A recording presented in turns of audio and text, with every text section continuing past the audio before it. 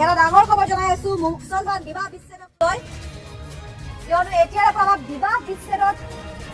পত্নীৰ সন্মতি লাগিব আৰু পত্নীৰ সন্মতি অবিহনে বিবাহ বিচ্ছেদ কৰিব নোৱাৰিব স্বামীয়ে পত্নীৰ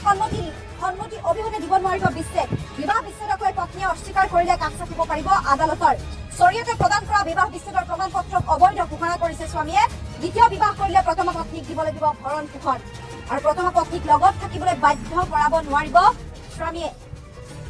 নিয়ম নামানিলে পত্নীয়ে আদালতত ধৰিব পাৰিব গোচৰ আৰু পত্নীৰ সন্মতি অবিহনে তালাক দিলে সন্মুখীন হ'ব শাস্তিৰ মাদ্ৰাজ উচ্চ ন্যায়ালয়ৰ গুৰুত্বপূৰ্ণ ৰায়দান এয়া এটা ডাঙৰ খবৰ আপোনালোকক জনাই আছো মুছলমান বিবাহ বিচ্ছেদক লৈ বিচ্ছেদৰ পূৰ্বে পত্নীৰ সন্মতি ল'ব লাগিব আৰু পত্নীৰ সন্মতি অবিহনে বিচ্ছেদ দিব নোৱাৰিব বিবাহ বিচ্ছেদক লৈ পত্নীয়ে যদি অস্বীকাৰ কৰে তেতিয়াহ'লে আদালতৰ কাষ চাপিব পাৰিব আৰু এতিয়াৰে পৰা জৰিয়তে প্ৰদান কৰা বিবাহ বিচ্ছেদৰ প্ৰমাণ পত্ৰক অবৈধ ঘোষণা কৰিছে আদালতে দ্বিতীয় বিবাহ কৰিলে প্ৰথম পত্নীক দিব লাগিব ভৰণ পোষণ আৰু প্ৰথম পত্নীক লগত থাকিবলৈ বাধ্য কৰাব নোৱাৰিব নিয়ম নামানিলে পত্নীয়ে আদালতত ধৰিব পাৰিব গোচৰ আৰু পত্নীৰ সন্মতি অবিহনে তালাক দিলে সন্মুখীন হ'ব শাস্তিৰ মাদ্ৰাজ উচ্চ ন্যায়ালয়ৰ এই গুৰুত্বপূৰ্ণ ৰায়দান